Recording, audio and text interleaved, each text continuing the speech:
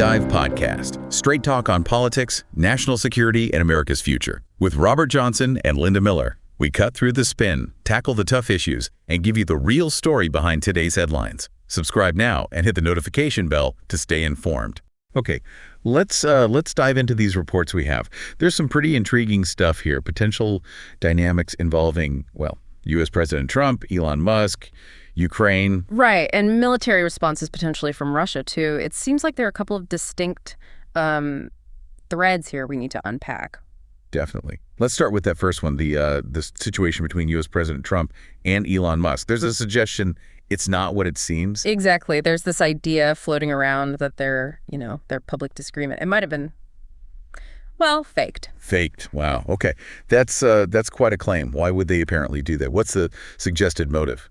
Well, the thinking seems to be pretty strategic. The idea presented is that it's to give Elon Musk a way to disconnect Cav from Starlink. Disconnect Starlink. So the public fight acts as like political cover. That's exactly it. Separation from the White House allows Elon Musk to disconnect Starlink from Ukraine. That's the core idea presented. The public spat makes it possible. Okay, so if that's the mechanism, what's the supposed goal for U.S. President Trump in this scenario? Why push for Kyiv to lose Starlink? The suggestion is that U.S. President Trump might want to use this to encourage Volodymyr Zelensky towards, peaceful agreements. I see. So disrupting a key tool like Starlink could be seen as maybe increasing pressure on Ukraine to negotiate. That seems to be the logic presented, yeah. Less about a real fight over policy, more like using the appearance of one for a specific strategic goal related to Ukraine. And the timing. This apparent breakdown happened pretty recently, right? This week. That's right, yeah. Happened this week. What was the public trigger for it all? The thing they supposedly argued about? It was apparently criticism from Musk about a tax and spending cut bill, something the White House supported. Okay, that makes sense. A policy disagreement, that's a plausible reason for a public fallout. Definitely. And it apparently escalated quite quickly, into personal attacks on social media. Which always looks genuine, doesn't it? Make it seem like a real heated dispute. For sure. And it apparently caused quite a stir, in political and business circles in the U.S. So the appearance of a real conflict was definitely achieved. Okay, so that's one major thread.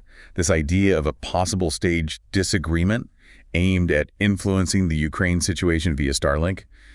It's pretty complex, if true. It suggests a level of coordination or maybe just a shared understanding aimed at affecting things in Ukraine, yeah. Quite different from just a simple political spat. Right. Okay, let's pivot then. There's another significant angle in these reports looking at potential Russian actions concerning Ukraine. Yes, this second part highlights concerns about a potential Russian response possibly coming soon.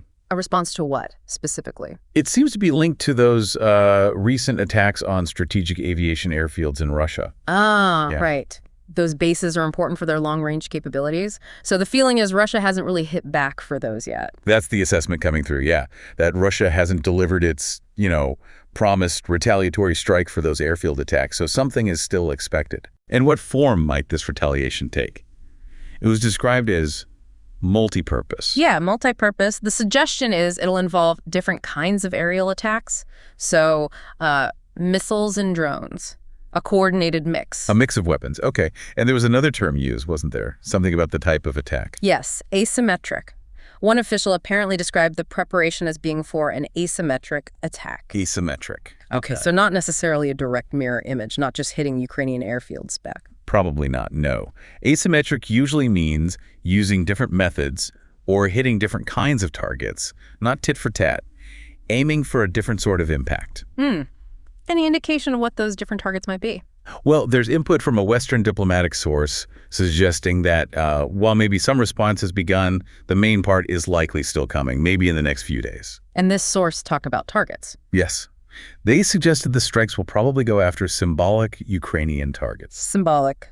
Like government buildings, things like that. Exactly. Things like government buildings were mentioned as an example. Okay, so hitting those isn't just about causing damage.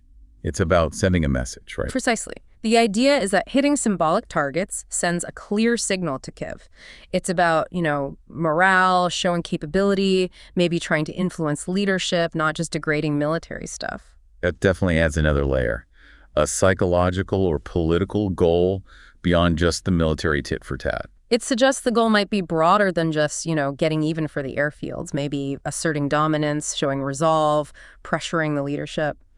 This actually connects back to something else mentioned about reactions inside the U.S. administration to those Ukrainian strikes on the airfields in the first place. That's right. There were reports suggesting that many officials within U.S. President Trump's administration were, unhappy about those Ukrainian drone strikes on Russian bases. Unhappy, but they were strikes on Russian military targets. Why the unhappiness? Well, some politicians apparently felt that those raids could actually make Ukraine's situation worse. Worse how? You mean by provoking exactly this kind of severe asymmetric response we're now hearing might be coming? That seems to be the core concern, yeah. They also apparently suggested that the strikes could provoke Moscow into, continuing military actions more aggressively, maybe escalating things. So even within U.S. circles, there was this worry that maybe those strikes, however effective militarily, could be counterproductive, triggering a harsher Russian reaction and maybe even dragging things out longer. That viewpoint was certainly highlighted, yeah. It just shows that even among allies, you can have different reads on the best strategy and the potential fallout from certain actions by Ukraine. It does bring things together in a strange way, doesn't it? On one side, this potential hidden strategy involving a fake public fight and Starlink may be aimed at pushing for talks. And on the other, this expected Russian retaliation, possibly asymmetric and symbolic, for strikes that some U.S. figures apparently worried might provoke just such a response. It really paints a complex picture. You've got potential strategic maneuvering, managing public perceptions, the threat of military escalation. It's all tangled together. It absolutely is. It really makes you think about, what might be happening beneath the surface, beyond the daily headlines. What really stands out to you from all this? Is it the sheer possibility of that kind of political theater? Or is it the nature of this anticipated retaliation? Both are pretty striking, aren't they? And also maybe how differently actions can be viewed, even by allies, depending on their assessment of the potential consequences. It really challenges you to consider all the angles. Subscribe to our podcast on Spotify, Apple Podcasts, and YouTube. We are here to make things clear. New episodes every day.